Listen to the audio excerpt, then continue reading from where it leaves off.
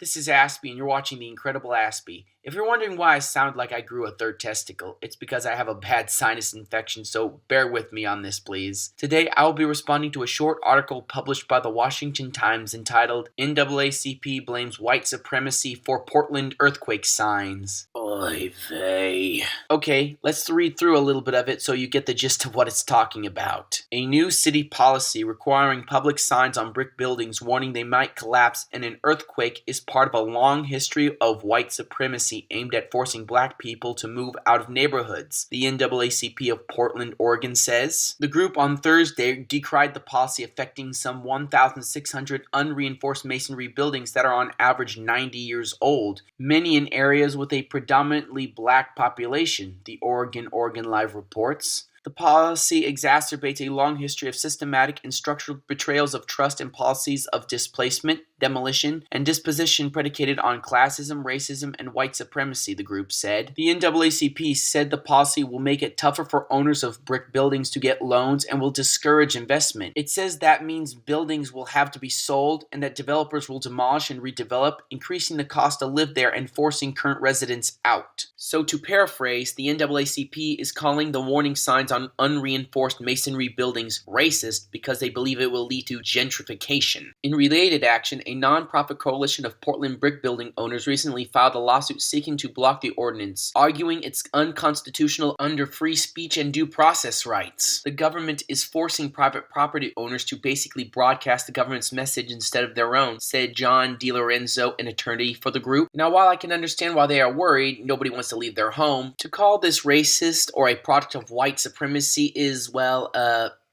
shaky at best.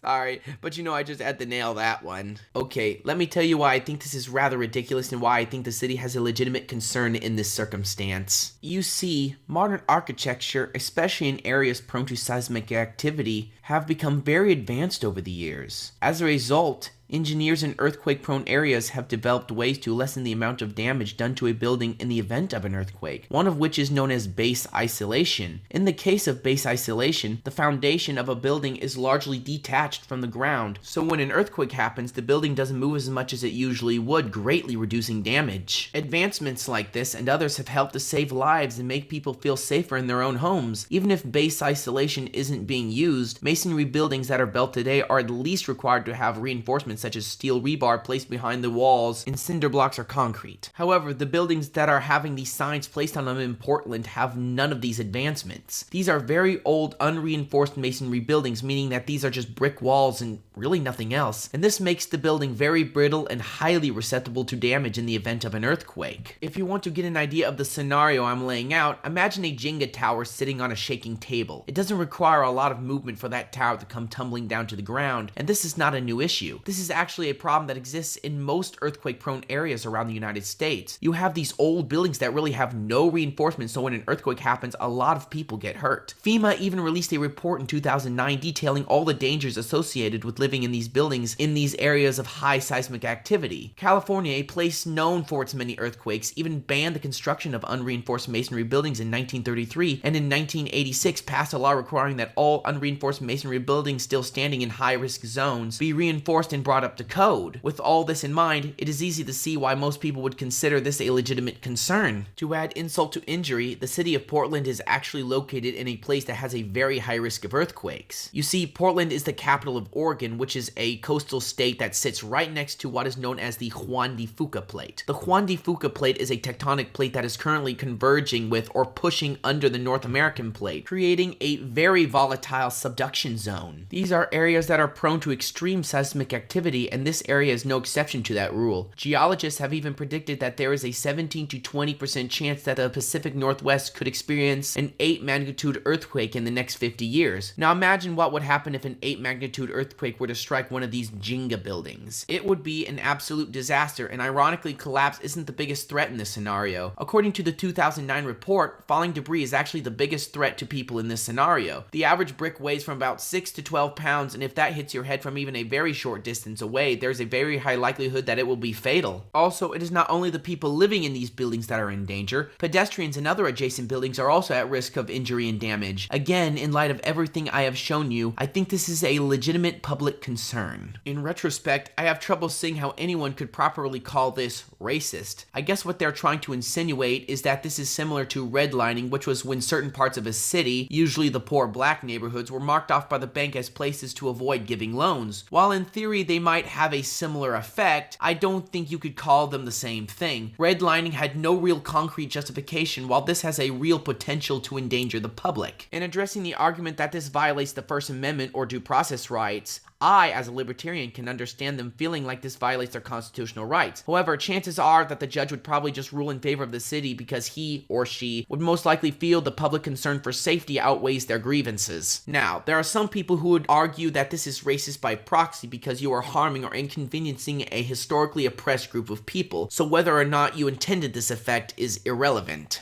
Now, I am just going to be upfront and say that I don't agree with this statement. I am of the mindset that in order for something to be properly labeled as racist, you need to show full intent on the part of the city. If you can't prove a person's intentions to be racially motivated, you can't properly call this racist. For the same reason, you can't call a man who accidentally runs over a jaywalker a murderer. Now, if this isn't inherently racist, why would the NAACP want to call something as mundane as this racist? Well, I think it is partly due to the flawed ideology of intersectionality that has been adopted by the progressive mainstream. I think it also has to do with the waning relevance of civil rights organizations like the NAACP. As Booker T. Washington is quoted as saying, there is a class of activists who do not want the black man to lose his grievances. It is their whole reason for existing, and if there is no true oppression to fight, there is no reason for them to exist. As a result, they latch on to any controversy that even has a slight racial tinge and blow it up to be this big example of America's racial problem. I think this is very immoral and even dangerous. While they might say they're justified in what they're doing, sowing the seeds of racial discord only to retain relevance and obtain profit is deeply selfish and immoral. However, I have a feeling this will blow back in their faces, and it will be satisfying to see when that happens. Now, I would like to end on this note. I do not think this is racist by any stretch, and that the city is justified at least to a certain extent in doing this. Now, let's imagine if the NAACP is right and that this causes black people living in these buildings to be forced to leave due to money. Even if all this is true, I would like to ask you this. Would you rather have to move, or would you rather be crushed to death under multiple tons of brick? I'll let you decide. Thank you all for watching this video. I really appreciate it. Be sure to follow me on social media, like, subscribe, and comment down below. I hope you all have a great day, and as always, peace out, and God bless you all.